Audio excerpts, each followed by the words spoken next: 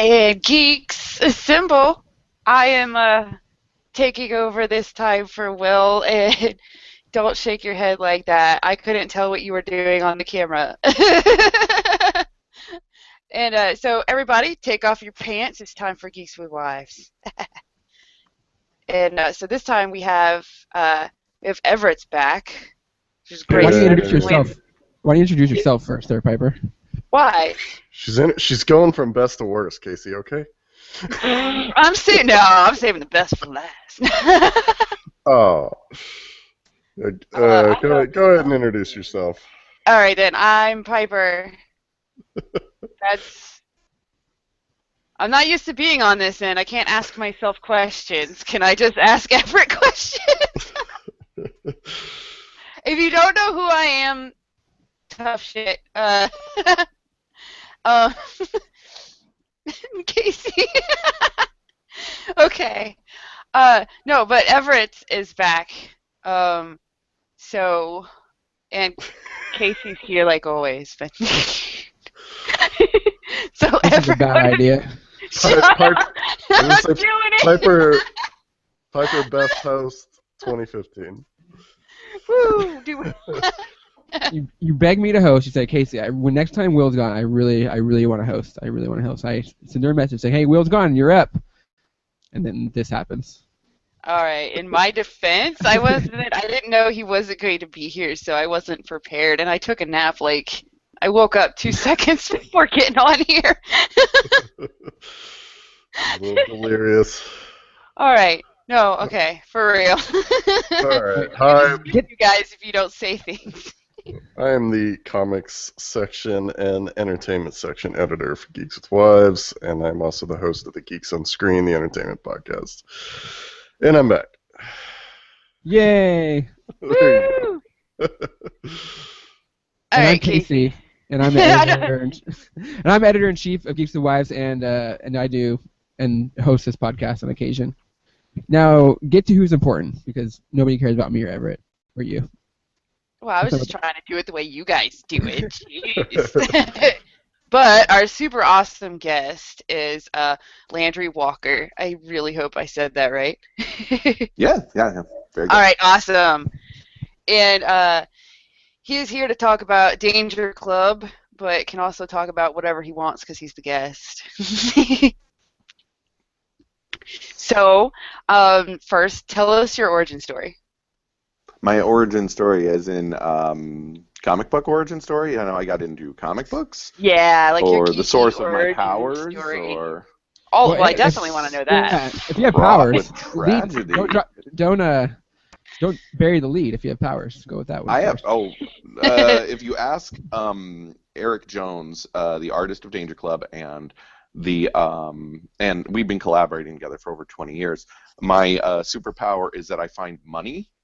I've occasionally reached into pairs of pants that I haven't worn in like 2 years and pulled out $500 at a time. It's like just mystifying. Like I have no idea where this money came from.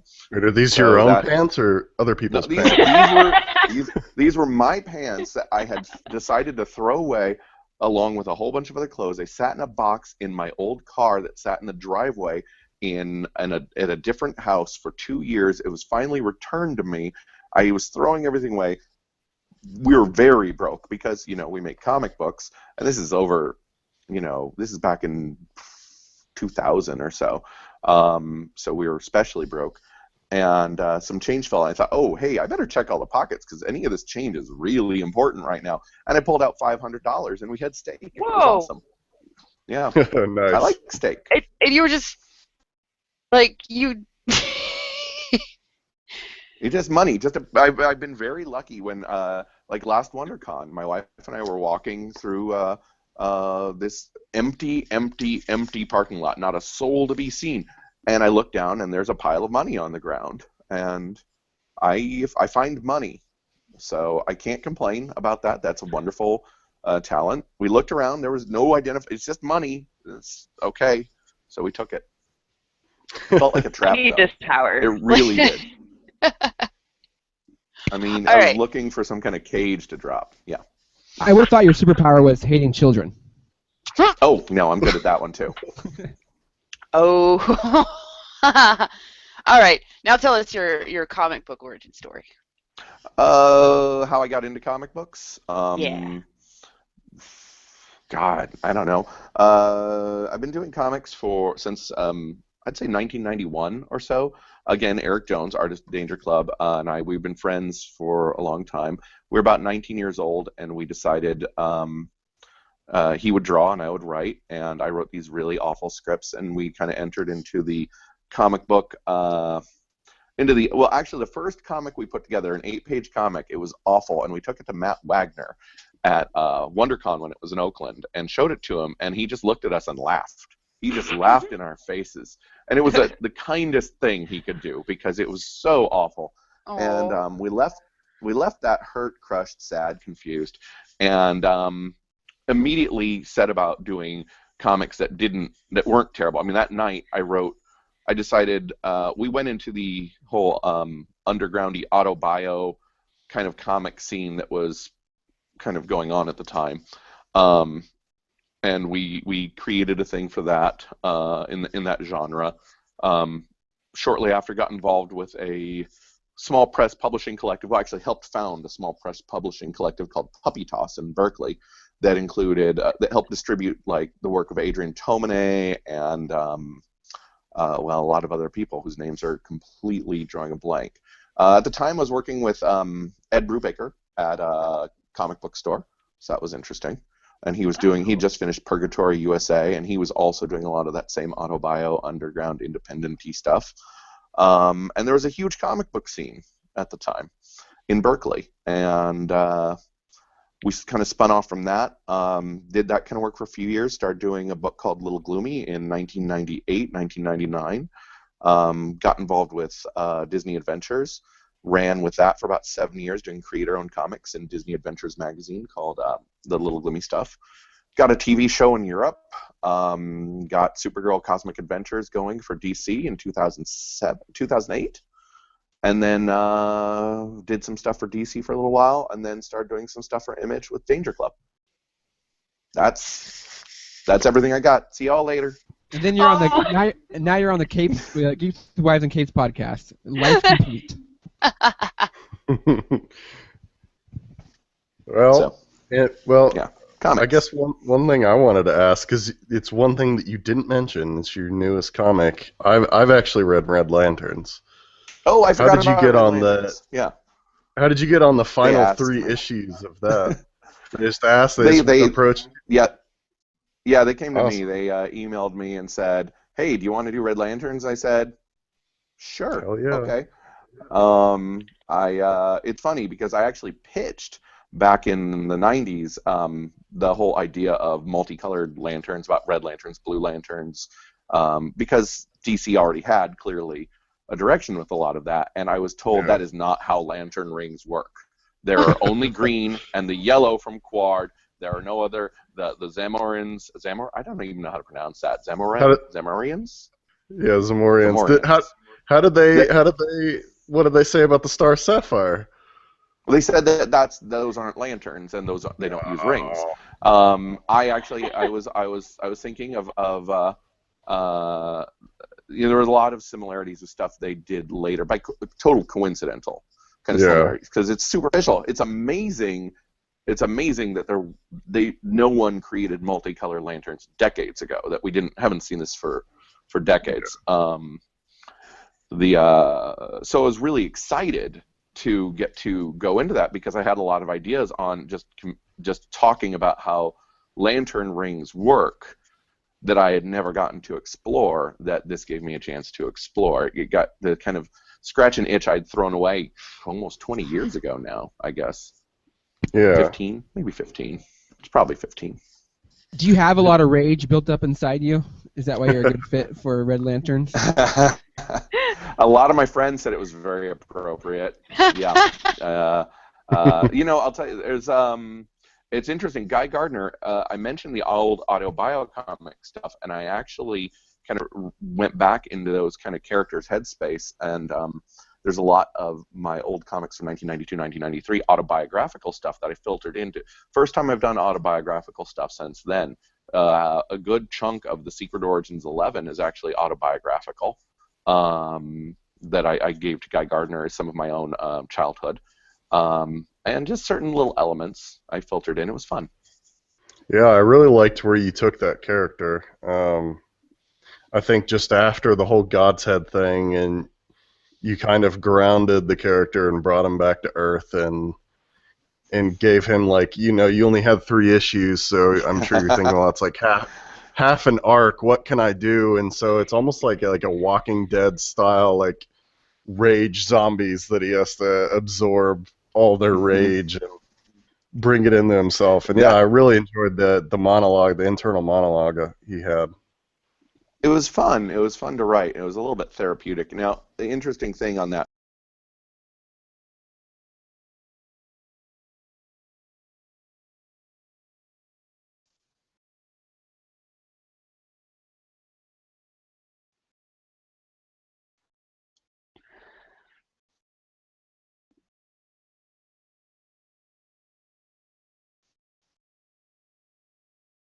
Uh-oh. We are broken. We are still live. What happened? I don't know. It said there was a server error. Oh, that was scary. Did we lose Landry? All We're right, still so- live, so. Yeah, I know. I just realized we're still live, though. That was close. Yeah, I don't That know, was really what was scary. that? I don't think we know. lost our... That was Google. Fucking Google. God dang it. This is why I use Skype. Broke it. Well, Like hopefully we can get Skype Landry never back. breaks. I don't know. Oh man. Well, okay. So what we got? Well, while we have Landry gone, let's talk about what we've been reading, so we don't have just dead air here. We're not just sitting here. Yeah. With our thumbs up and buses. Hopefully Landry can get him back. I'll try to email in here. So Everett, why don't you go through what you've been reading this week? Oh Christ!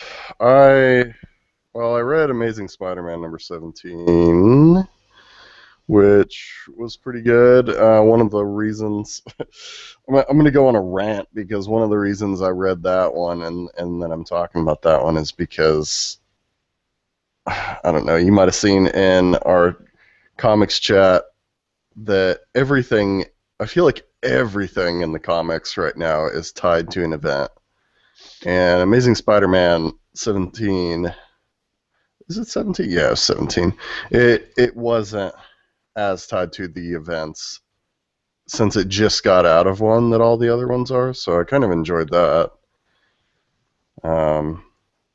Peter Parker is seeing basically his world collapse before Battle World happens, which is pretty cool.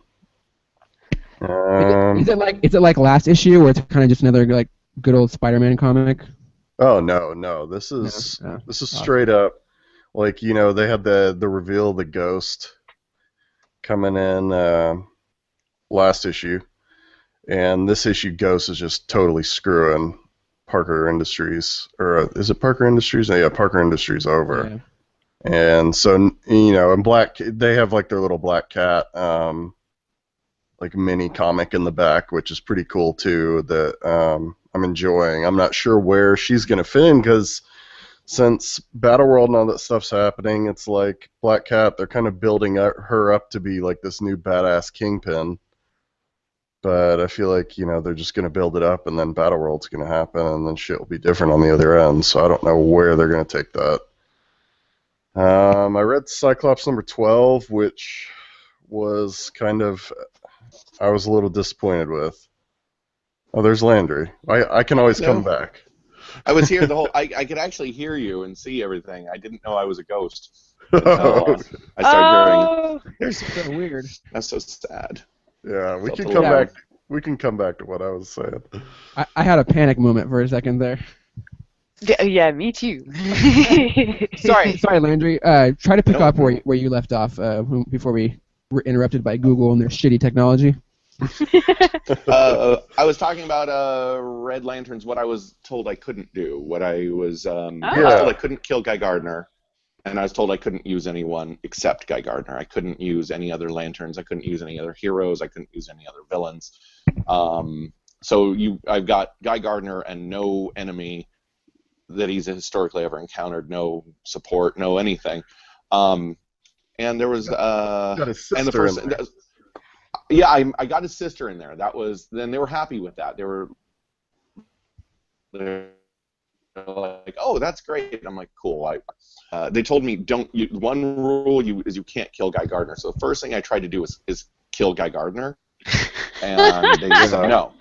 Shockingly, what I tried to do at the end of the first issue is I wanted to kind of pick up the whole kind of death over people, their vengeance. They fine, and they balked at that. They thought it was too. That I wanted the idea that so they basically are killing him, but his rage is so great after what happened on Ismalt when he absorbed all the rage and refilled the lake of blood. It's changed him. The power is kind of growing inside of him, and and it wouldn't let him die. It's repairing his body as he's being killed, as he's being beaten. He just keeps healing, and he can't die, but he still saves all these people. And they thought that was all a little too gruesome. So I said, okay, well, they said it changes the way his powers work. I'm like, well, because there's different things going on. So I said, okay, fine. He explodes in rage even though he can't contain it and everyone dies. It's like, no, he's got to be a hero. He can't kill people. I'm like, okay, so we'll do this. And I realized, well, he just ended up killing everyone anyway, essentially. Not the way I wanted it to be, but he lets them beat him up knowing that they'll die. I'm like, oh, I think I would like my original ending better. But that's the way it goes. You know? Well, I loved the ending because you technically did kill the Red Lantern, Guy Gardner. Oh, when we get all the way to issue 40, that was that was the trickiest one to write because I had to account for that damn baby. Why did I write the baby in there? I had no idea. I'm like, now he's got this baby. That's how I feel about The Walking Dead. Like, just get rid of the fucking baby already. Like, do we need the baby here? Like, the baby is causing a lot of problems we don't need to worry about. For anyone listening, go read issue 39 of Red Lanterns. Guy Gardner fights a baby. Literally, he fights a baby. Now, you'll notice this. But the funnest thing I did with that was I went comedy with issue 39, and I added sound effects. I don't put sound effects in Danger Club. There's no sound effects in issue 39 or in issue 38 or 40 of Red Lanterns, but 39 because it's more comedic, filled with sound effects. So I had a lot of fun with that. That issue was my favorite. Awesome. So, yeah. So let's talk about. Oh, and I got to make him colorblind. Oh, I did like that as well. Oh, the irony. That was more autobio because I'm colorblind. It was really fun. I do have superheroes. Oh, cool. One small question before we move in the Danger Club, just before we get off Red Lantern. Sorry, guys. Did you get any of your ideas, or did you follow anything to do with like Future's End? The Red Lanterns issue of Future's End, because that had like the Guy Gardner like kind of 3D cover that he turned from blue to red. Well, it's interesting because I didn't plan it that way. Like it was a little bit serendipitous and a little bit like I liked the direction of it. It made a lot of sense and it was in my mind. So it's kind of I read that one. What I hadn't read when I wrote my arc was I hadn't actually read any of the Godhead stuff because it hadn't come out yet. Okay. So the last I really knew was Guy Gardner was left walking around. He had taken his ring off and he was sweeping up at some store. And I really wanted to go into this whole thing about how. Okay, I just want to dovetail into this. The whole thing when the Red Lanterns attacked during Charles' run, and they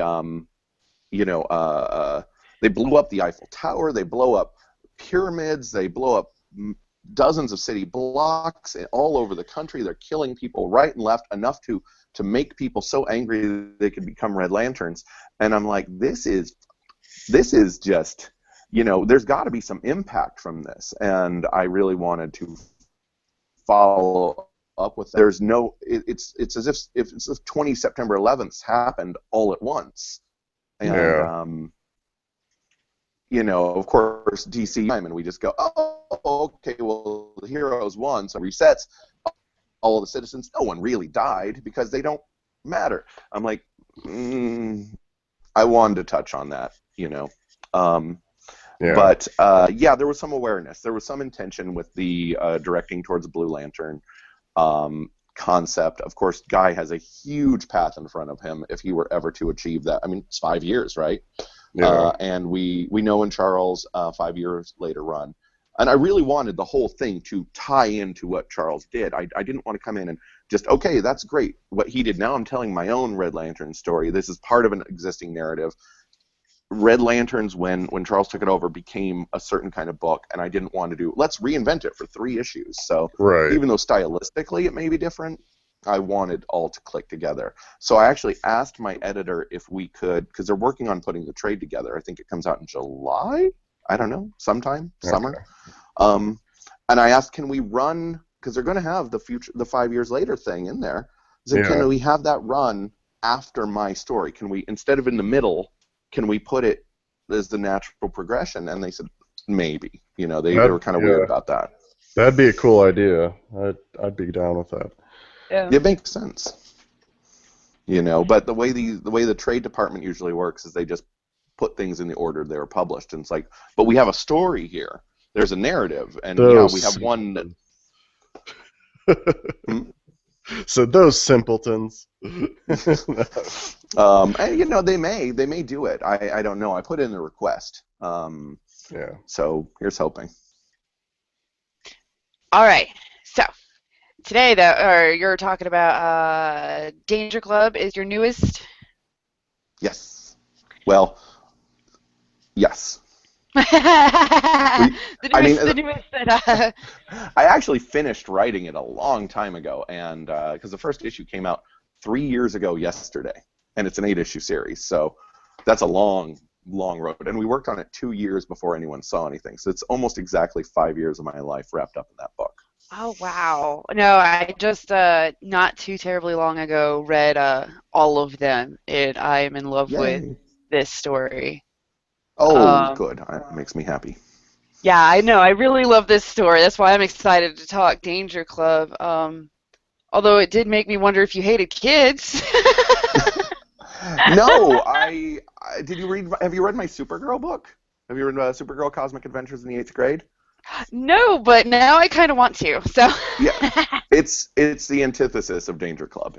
So take a look. Nice. Take a look at that. No, I really do like Danger Club. Danger Club is a really different take, and I really like that. So tell us what brought that on? What inspired Danger Club? Well, there's a couple of things. I mean, there's a lot of.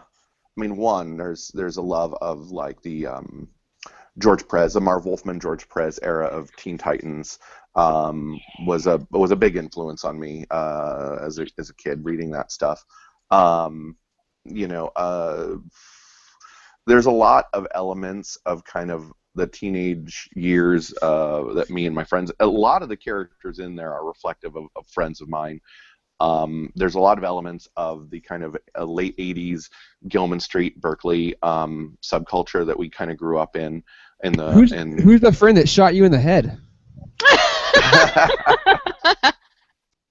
That's Eric. Not sure I call that Eric, guy a friend.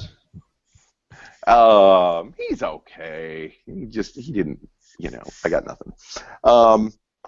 But Ivan is actually the one that's most literal based on our friend Ivan.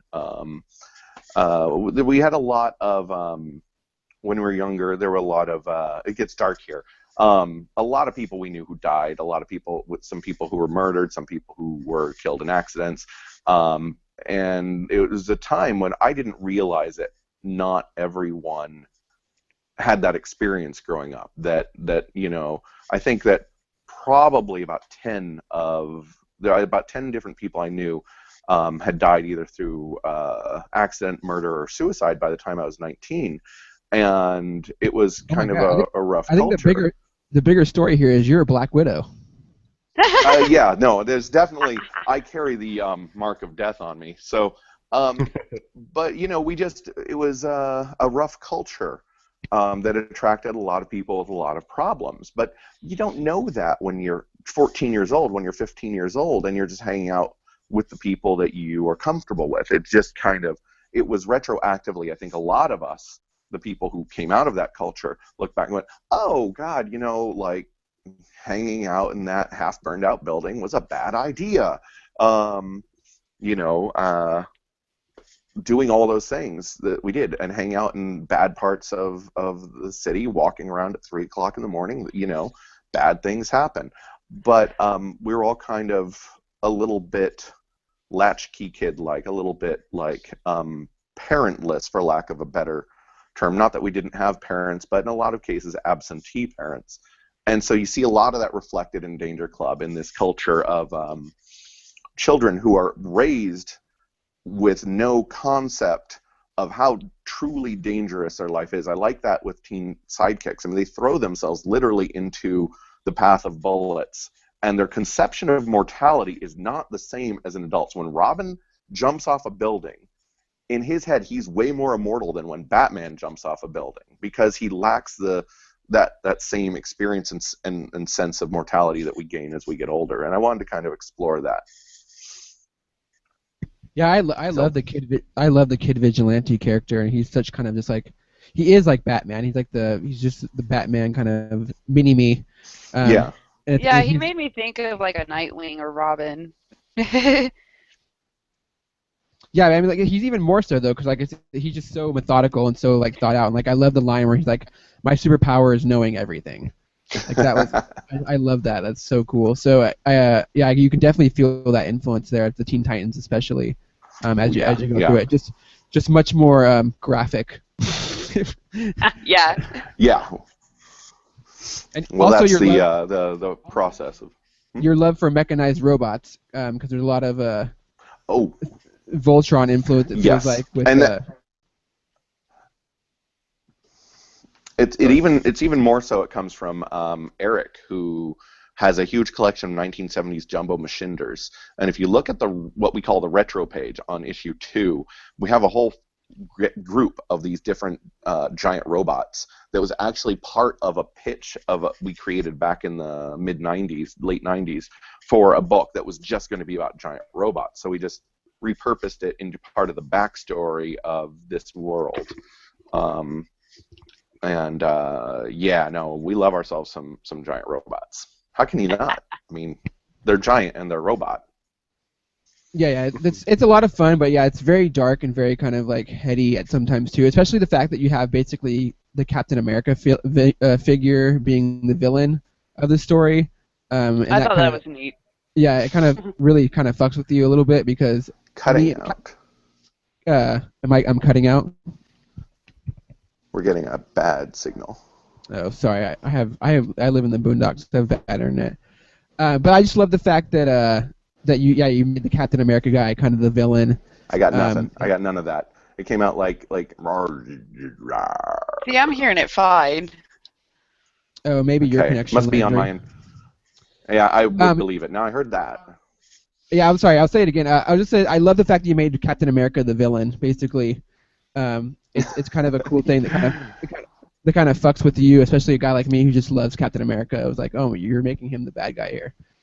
So it's a lot of fun, and then you make him do terrible, awful things, which is even funner. So I really appreciated that about the book. Where did that idea kind of come about? With making Captain America a bad guy? The bad guy. Our version of him. I like the idea that, one, the generational thing, as you have that, I have relatives, and I've known friends, parents, people of a couple of generations before me, that they say the most horrible, racist, sexist things just completely casually without even they're like, what? I like the idea that, even the most, like, Not that we have anything like that in the book, but there's a certain element of this generational, like he has lived so long that everything about him has become, from the modern perspective, dark and kind of corrupted. So there's a little bit of that. Then there was also just the fact that I like twisting the whole idea of the reflection of American culture, of like 1940s, we were the good guys, we were the heroes, and then as we have progressed politically, there are some who would say we have taken a dark path, doing whatever is necessary to achieve our own goals, even at the cost of others, without concern. So he's kind of like a reflection of the evolution of America from certain points of view. So he just hates millennials, is what you're saying? Yeah, no, he's really cranky. He doesn't get this whole texting thing. It's on the Twitter book, and he doesn't understand it. So he's going to take over the world. Instagram? Also, he can eliminate Instagram, because Instagram is ruining young minds, or something. You can quote me on that. It's going in the show. Don't quote me on that. What's it? I gotta say, Image Comics is my favorite publisher by far, and I think all the stuff they put out is just a step above and beyond kind of the rest of the hubbubaloo of the comic book industry.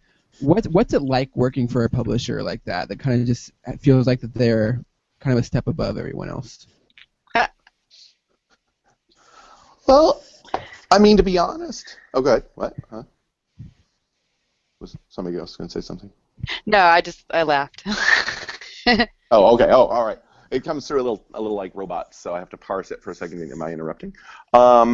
It's, to be honest, none of that really filters through, because one, I mean, I've been doing comics for over 20 years, and I like Image. I like the fact that they're local to me. It's like not at all what most people expect with the answer. It's like, I love the fact that I could just drive down to the office and have lunch with somebody, and it makes a big difference when you can do business face to face. I like a lot of their goals. I like Eric Stevenson's attitude about what comics could and should be, compared to more corporate-driven comics. And I mean, I enjoy corporate-driven comics. I just did the Red Lanterns run.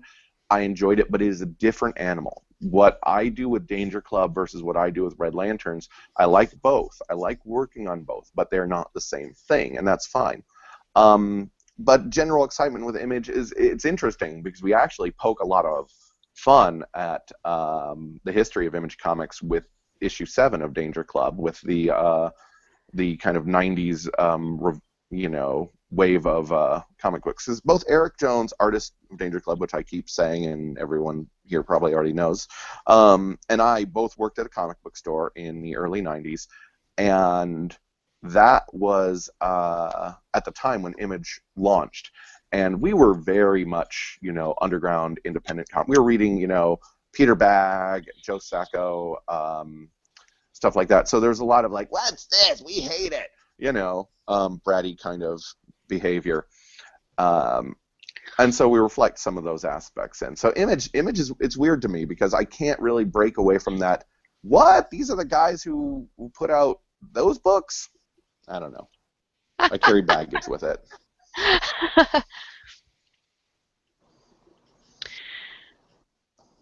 All right. I don't know Did if that anybody have answered any more anything. It was questions? just like... All right, I wasn't sure. I thought maybe I was interrupting Casey, but I was going to go into our Week in Geek really fast, but we could start with you. Did you get to read any other comics this week or anything? Who? Me? Yeah. I was traveling. I just did Seattle, Emerald City, and was home for like a day, and then packed up and drove to Anaheim all day Wednesday. I haven't been near a comic book store yet.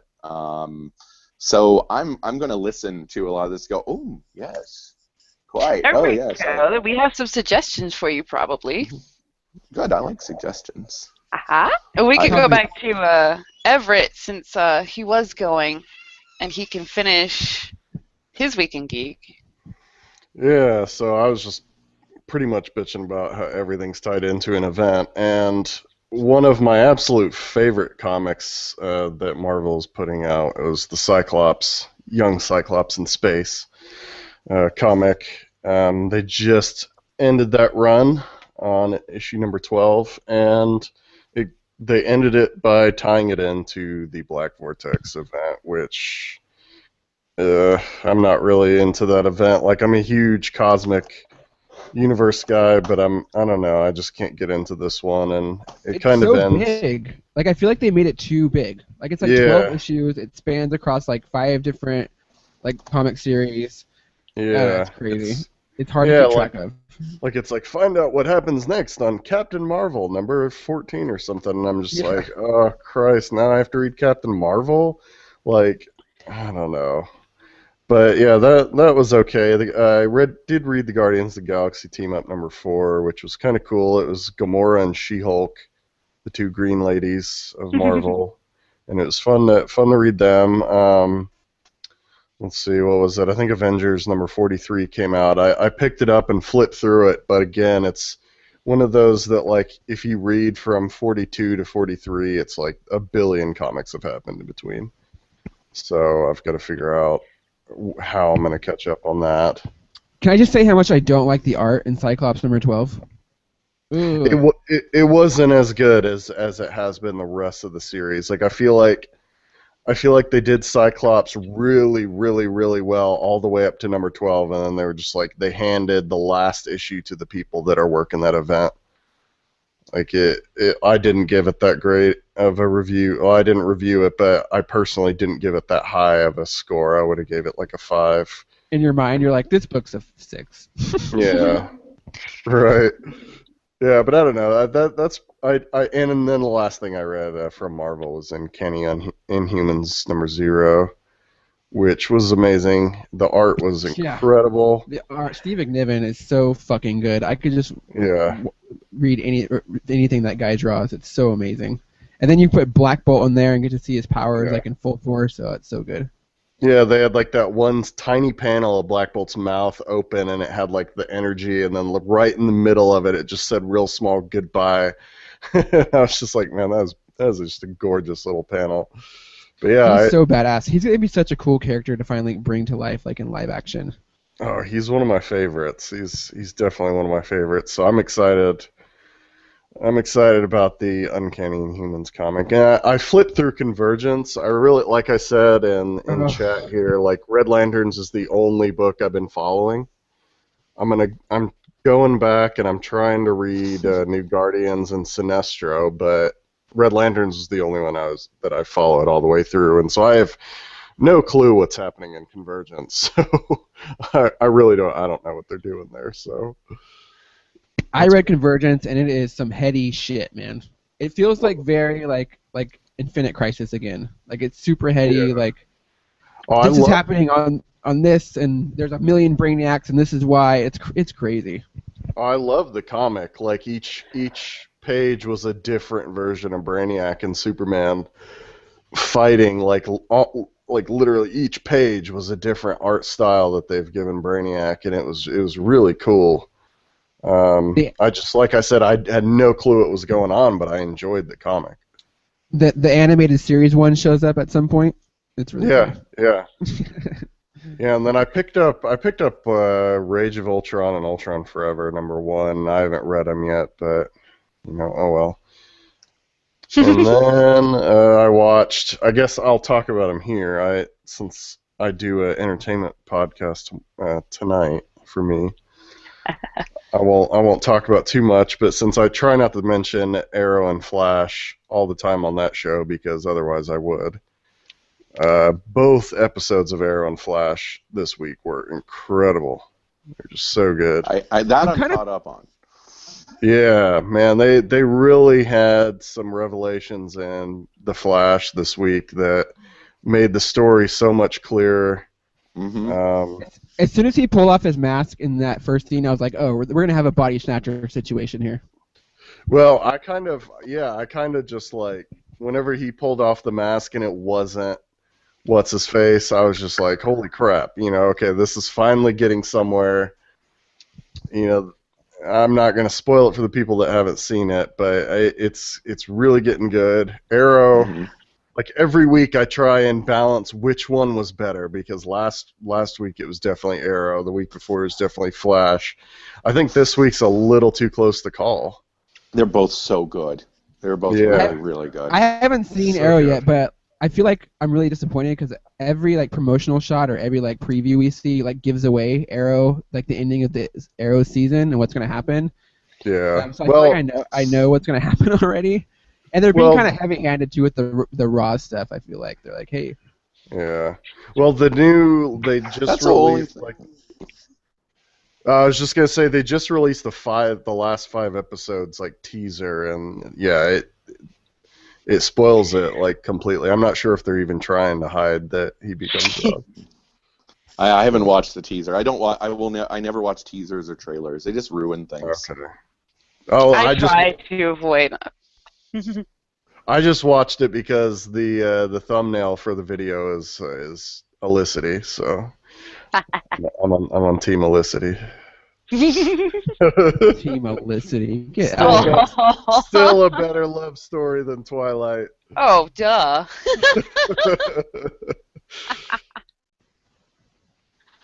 But Was yeah, that that's your- pretty much me. That's pretty much me. All right, Casey, what was your week? You Uh, get 5 minutes.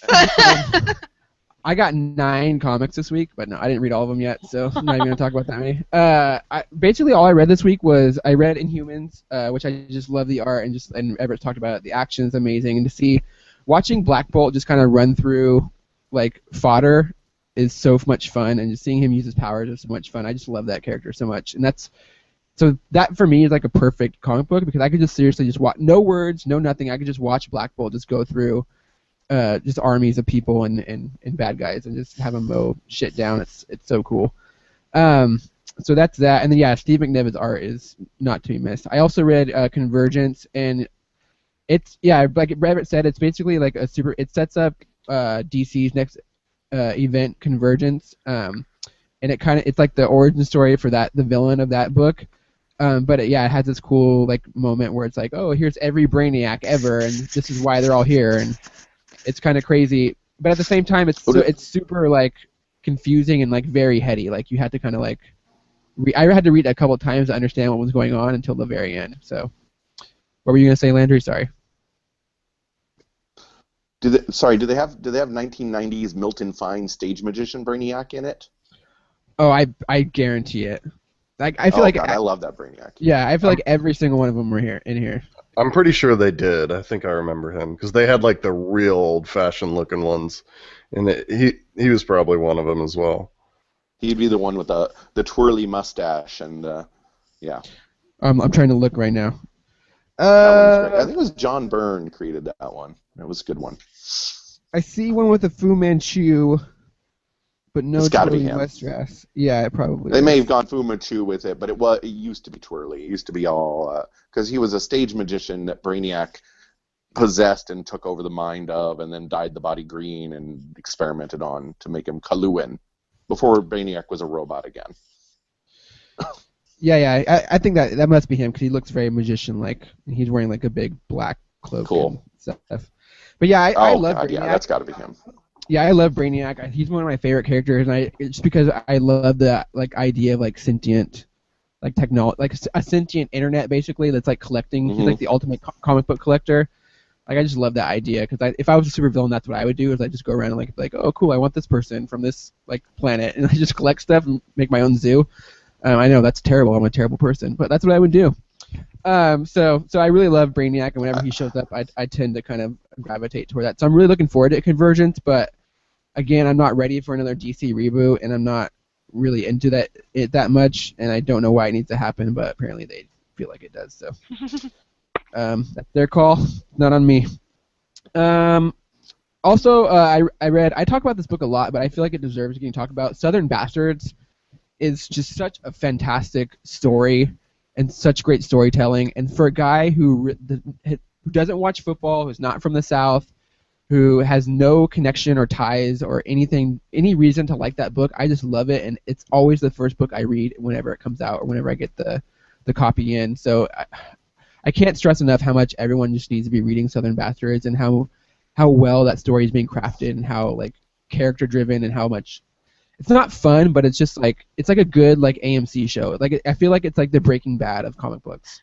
And it's really, really just fantastic. And Jason Aaron is just killing it every issue. And the last issue was really, it was kind of like the culmination of the second arc, and then it's going to kind of pick up where the first arc left off. So it's getting really good, and I just really recommend that book so much. Especially if you like football and from the South, it should be your Bible pretty much. And that's it. That's all for me. I do have Star Wars Kanan, The Last Padawan to read. I'm really looking forward to that because I've been watching the cartoon on Disney XD because I'm a child. That's a so Greg Weisman cartoon, so it's good. It's going to be good, and no matter what. Yeah, and Weisman's writing the book comic as well. So it's going to tie in really nicely. Oh, I believe it. Awesome. Yeah. Brad ripped that comic though, and he's a big Rebels fan. So hopefully it's not as bad as. Well, it takes place.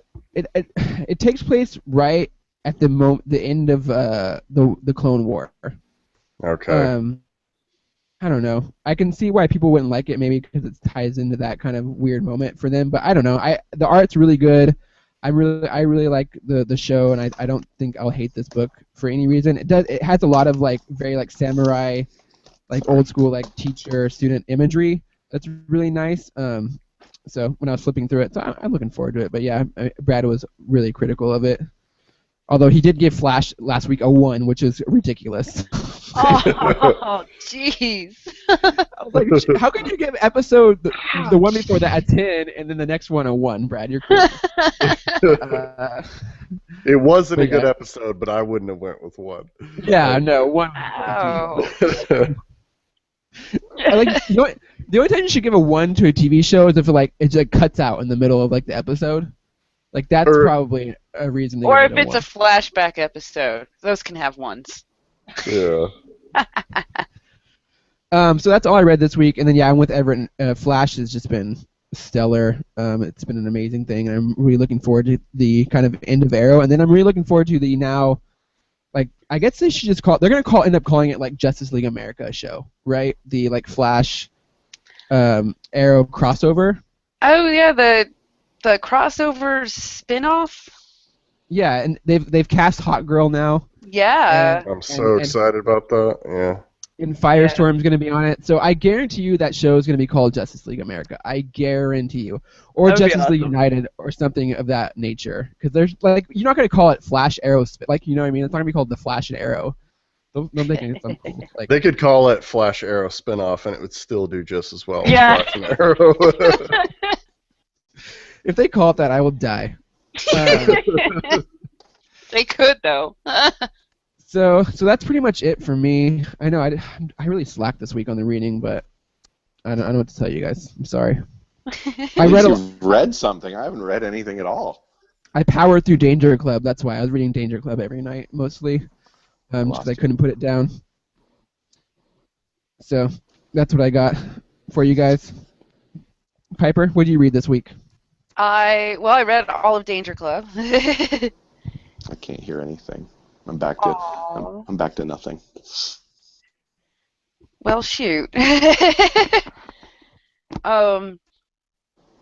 I read let's see, UFOlogy #1, and that one has me intrigued. I decided to read that one because when I was younger, I was obsessed, like completely obsessed with like paranormal stuff, especially aliens and stuff. And I would have thought you would have been abducted at least once in your life. Oh, I think I was. I think that's why I am the way I am. See, that's why I don't like pants. Oh, I have a really good anal probe joke that I'm not gonna say. Oh, I was about to say one as well. The minute she says alien and no pants, me and Casey's mind both go anal probes. Oh, that was the point. But and then of course that led to me getting obsessed with like X-Files when that was good. But yeah, so I wanted to pick this up, and from issue number one, I can say I like the art, and I am definitely very intrigued. They did well to make me want to know what happens next. With like, it's so vague though, but I already like the characters involved, and they're all pretty much kids. And then like I guess an alien crash lands and does something weird, and that's the end. Like, My problem with that book is like she gets accepted to like Stanford or something, right? and she's pissed. Yeah, and she's like, "Fuck this!" Like, what? No, no one Yes, I does was that pissed. ever in the When I history read of that, I life. was like, geez, I wish I was in a position to be pissed off about being accepted at Stanford without even trying. What? Yeah, that ticked me off. But I'm really curious about I think his name is Marcus, like the other kid. And he kind of loosely mentions like maybe his mom coming back, and his dad is obsessed with aliens and runs one of those dinky radio stations you hear really, really late at night, where that's what they're talking about is aliens and Bigfoot and stuff, and conspiracy theories and stuff.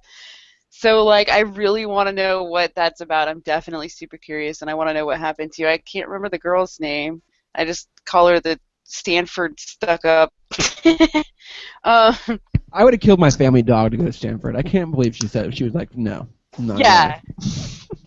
she was all pissed. She was like, "I didn't apply for that. No." um, and then I read No Mercy, which is also number one. On that one, it grabbed me a little bit.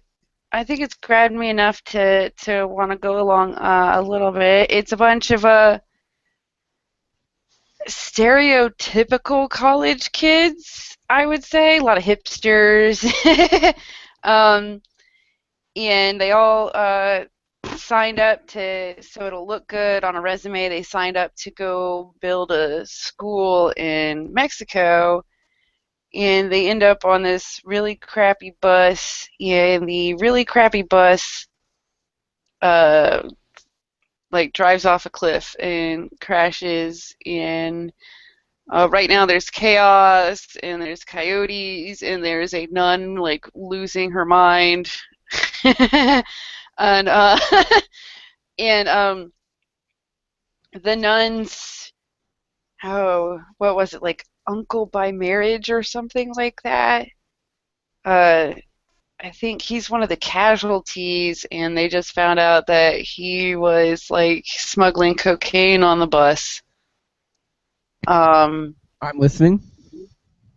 yeah, what I really liked was the kind of clever foreshadowing that they had at the very beginning, because they have them all taking a picture, and then there's a spread where you see the pictures posted on Facebook, but you see comments that say that they're 8 hours after that poster was or that picture was posted, and the comments are like so tragic, and oh, I feel for the families, and then like a little bit like there's the bottom one said something like they were blaming Obama.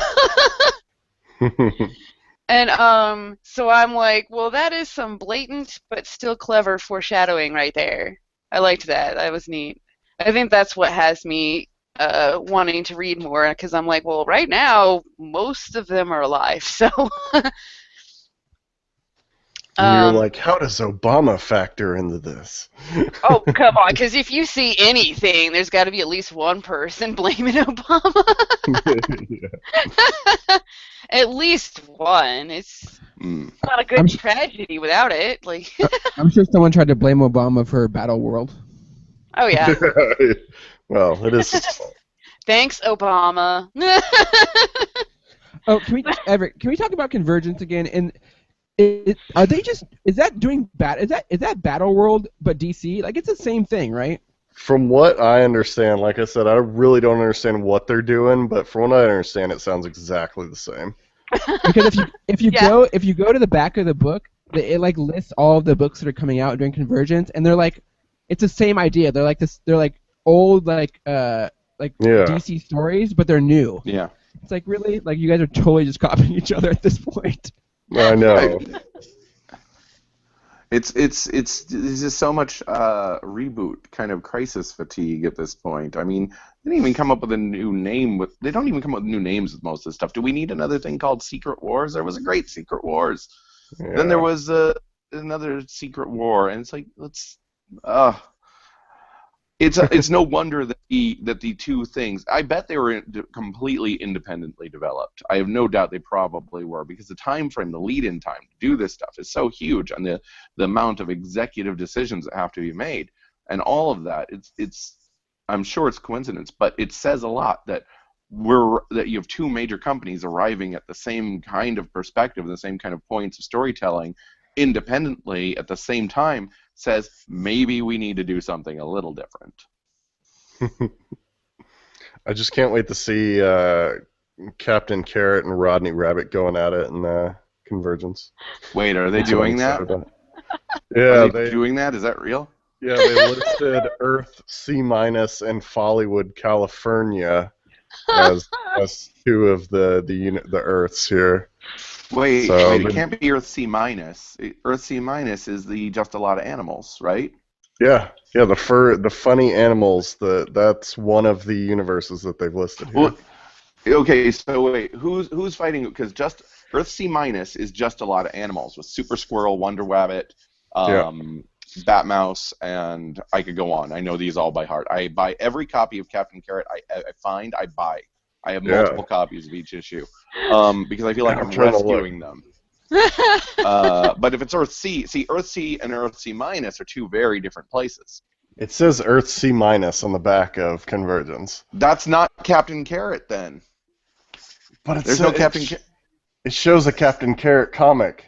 Maybe that they makes no messed sense. up. They must, because Captain Carrot is on Earth C. He's an amazing zoo crew. Yeah, number 14. They're on showing that. Okay, well, yeah, on issues 14 and 15, they travel from Earth C to Earth C-, which is because Rodney Rabbit is the penciler and of Just a Lot of Animals. Just a Lot of Animals. So it's that Gardner Fox thing. The Captain Carrot and the Zoo Crew have a crossover with the characters of Earth C-, which are the Just a Lot of Animals, the JLA, brought to life.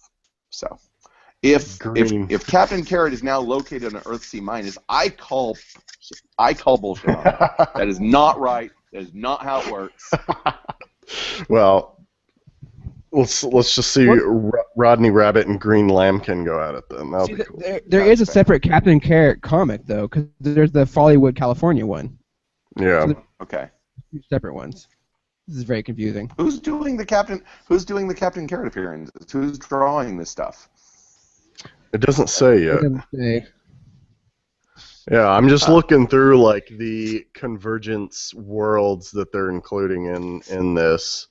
Like they're showing like all of the worlds, and those two are mentioned.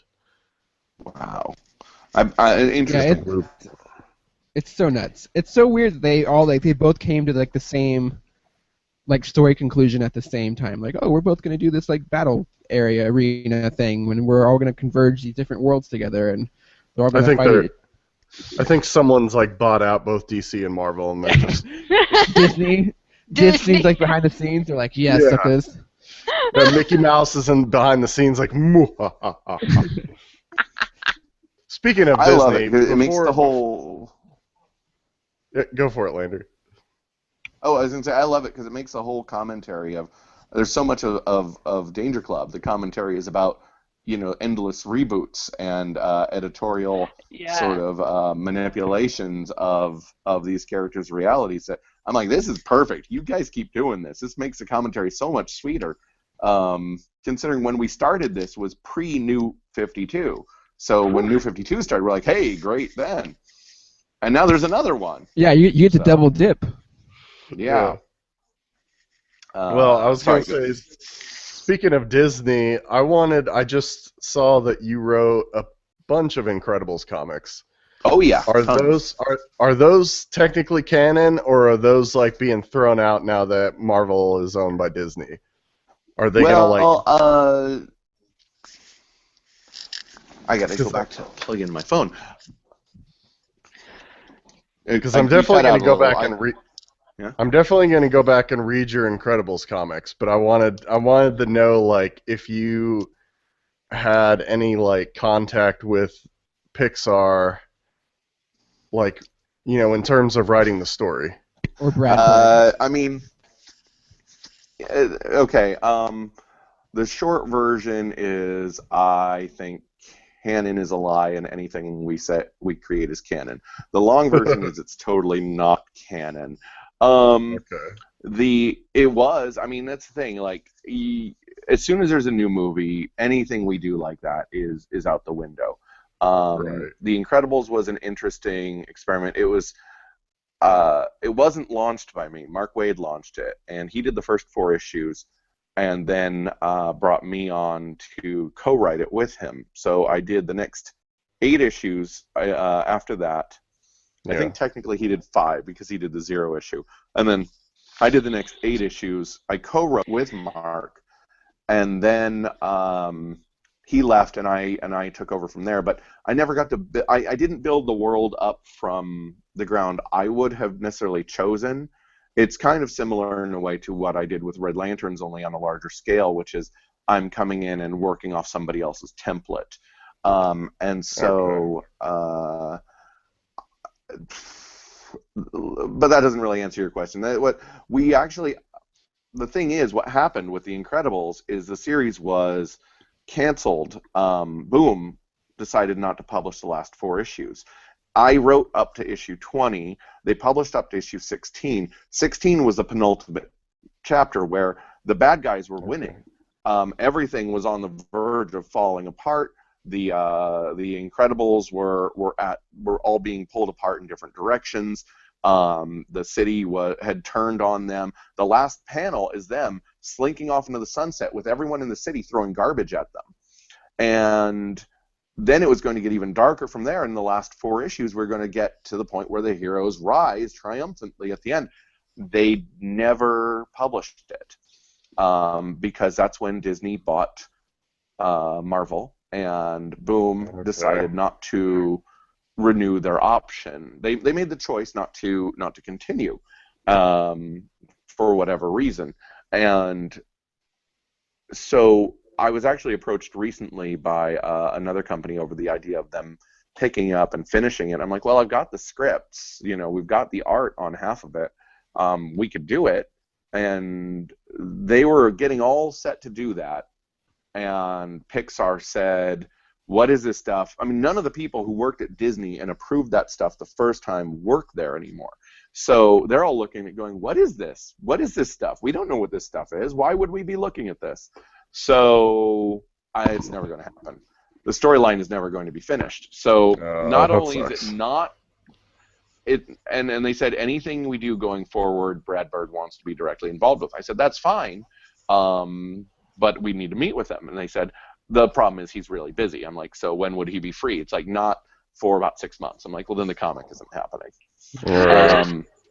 2021. So, pencil you in. Yeah, exactly. Yeah. So